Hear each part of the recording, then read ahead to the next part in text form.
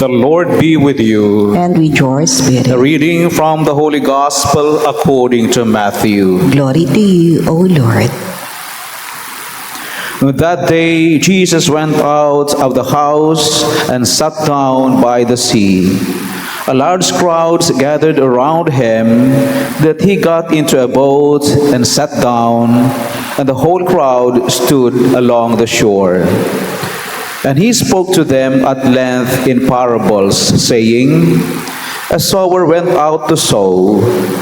And as he sowed, some seed fell on the path, and birds came up and ate it up. Some fell on rocky ground, where it had little soil. It sprang up at once, because the soil was not deep. And when the sun rose, it scorched, and it withered for lack of roots. Some seed fell among thorns, and the thorns grew up and choked it. But some seeds fell on rich soil and produced fruits 100 or 60 or 30-fold. Whoever has ears ought to hear. The Gospel of the Lord. Praise to you, Lord Jesus Christ. Please be seated. Magandang umaga, maulan na umaga po sa ating lahat. Magandang umaga, Father. Father Jason called me up this morning at 5:45 maybe, because the priest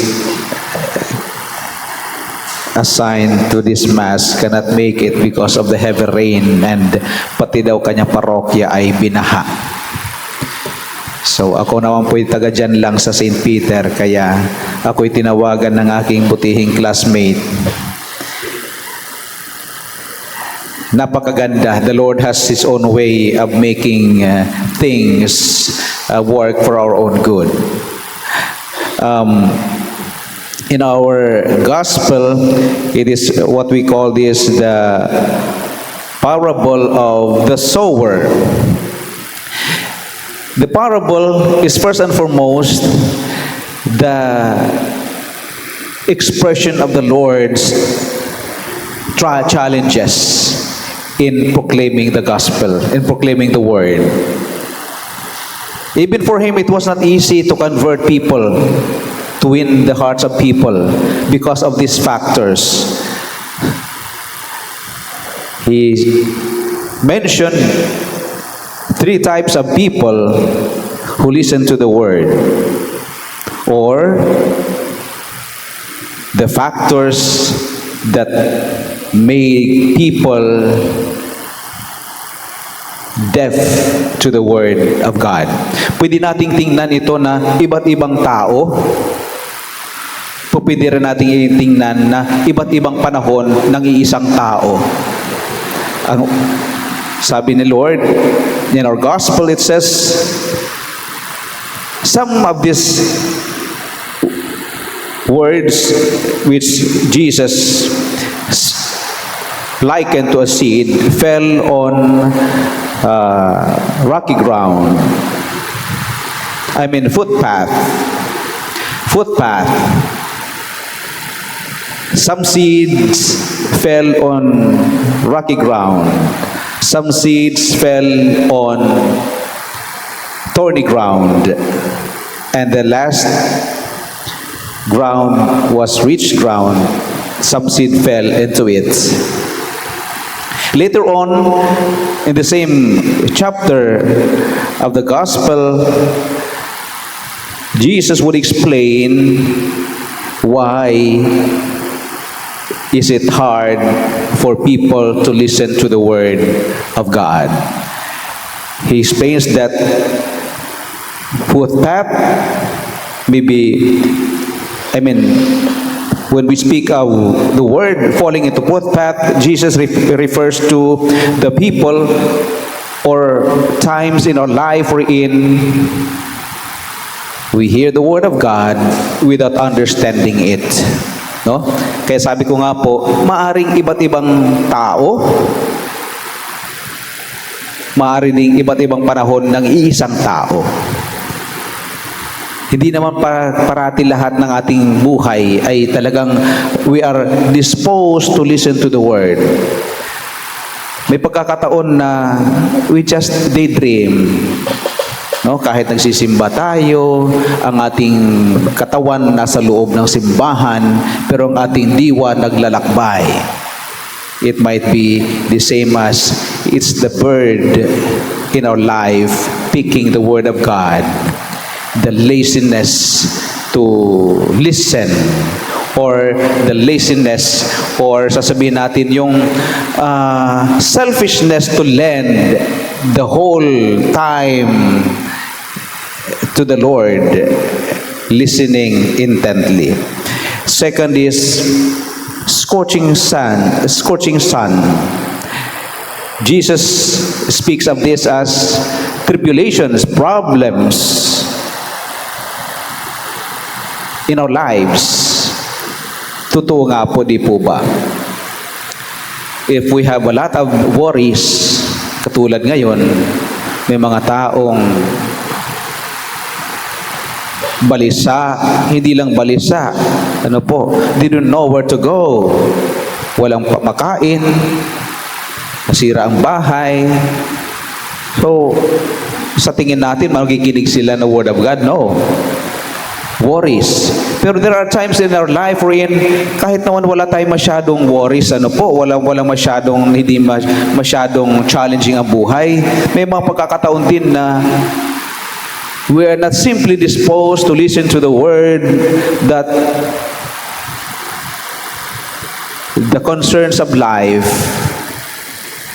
just eat the word of the Lord being preached to us. And the third type of ground is the thorny ground. It's about the anxiety of life, choking the word, making us deaf to the word. Yung mga concerns sa buhay na mas malakas ang ugong kaysa salita ng Diyos. At the first layer, Jesus is telling his listeners, ito yung factors why it's hard for him to win people to his side, to have faith in him. And until now, totoo, my dear brothers and sisters, do we think that Catholicism is the biggest religion in the world? No. This morning, habang pupungas-pungas ako, I tried really to get the statistics, Meron tayong 8,118,835,999 population. Simply put it, 8 billion population. Kahit tayong Catholics, only 1.3 billion, or 17% of the world's total population. That's after 2,024 years Jesus walked on this earth. Ganon pa lang ang naaabot ng kanyang salita. Because of what? Because of these factors. So, as I said, we can speak of this as different kinds of people listening to the word, or we can look at ourselves and say, what are my own hardships? Kailan ako nagiging footpath wherein I allow the birds to eat up the word preached to me? Kailan ako nagiging thorny ground or stony ground? Kailan ako nagiging mabatong lupa na hindi ko hinahayaan ang salita ng Diyos na magbunga sa aking buhay? Kailan ako nagiging matinik, thorny soil, na imbis na lalago na ang Word of God, salita ng Diyos sa aking buhay, ito'y nakikitil pa dahil sa aking mga worldly anxiety. just like Jeremiah, we are called by the Lord not just to listen, but to bear fruit. When we say bear fruit, it means when we allow the Word of God to bear in our lives, when we allow the Word of God to convert us, and when we allow the Word to allow the Word of God to let us share how we have grown in our lives. Jeremiah was called, marami din siyang reklamo, di ba, sa ating first reading. Lord, I don't know how to speak. I stutter.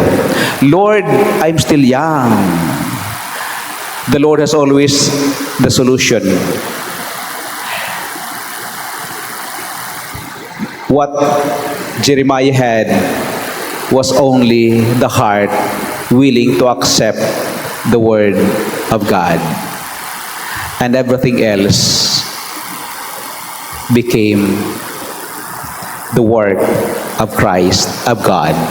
Ganon din po sa ating mga buhay, my dear brothers and sisters. Ang kinakailangan lang natin, bukas na puso. Ano man ang mga factors na nag-contribute kung bakit hindi tayo masyadong lumalago, buksan lang natin ang ating puso. Mayroon pong solusyon ang Diyos. Amen.